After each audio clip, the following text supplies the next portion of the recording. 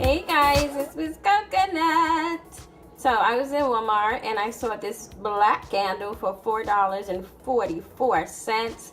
Where my numerologist? Break that down for me. Give me a word. Anyway, it was black and I love black. Black is beautiful. Black is rich. Black is kind. Black is magical. Black is powerful. It's my favorite freaking color. And it's almost Halloween, so I want to show you what I do with candles like this to give me a little bit of a occultish Halloween mood throughout the house. That's very inexpensive. And you can do this with the babies.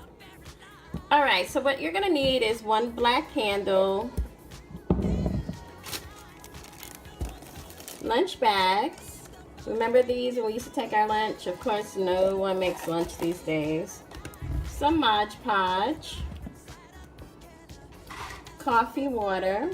I basically just took some coffee grinds and I placed it in the water. Very simple. Marker of choice. I would love black, but I didn't have black, so I used brown. You're gonna need a red candle and a lighter.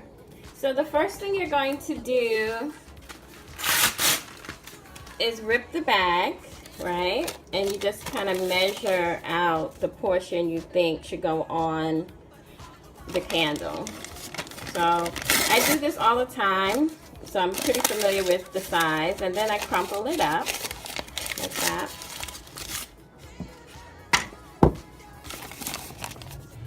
And then I see it will cover up the label. I might make it a little bit smaller as well. But not too small because you want to burn this to give it an aged effect. Now when you're doing this part, please be careful. Don't allow your children to do this part. And you're just going to lightly scorch, okay? Scorch. Yeah. I'm going to leave that blooper in.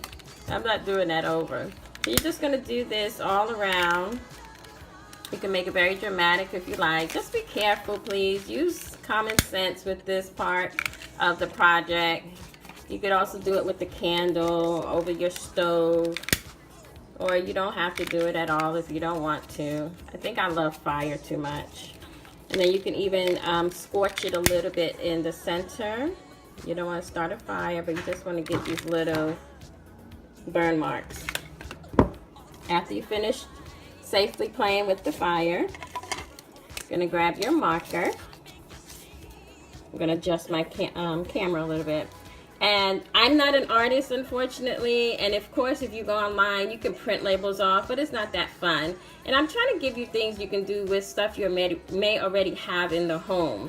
So I'm going to write on here a word or a statement or a saying that applies to Halloween, etc., etc. So for my project, I'm going to write fresh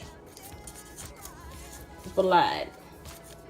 So allow your creativity to run rampant here, okay? And then after you've done that, you're going to take a little bit of the coffee water. Now this ages it, and it almost makes it look a little bit like some creepy parchment paper, right?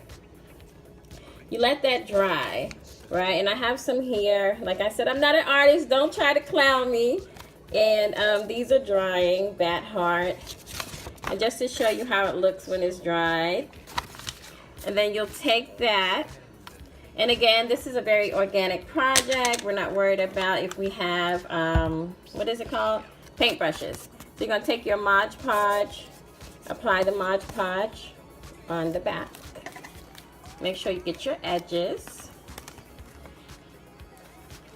And you just create this awesome label for yourself. Yeah? And then you're going to take your candle, and excuse my hands, you know, let me wipe my hands for just a second. Just going to wipe a little bit of the Mod Podge off.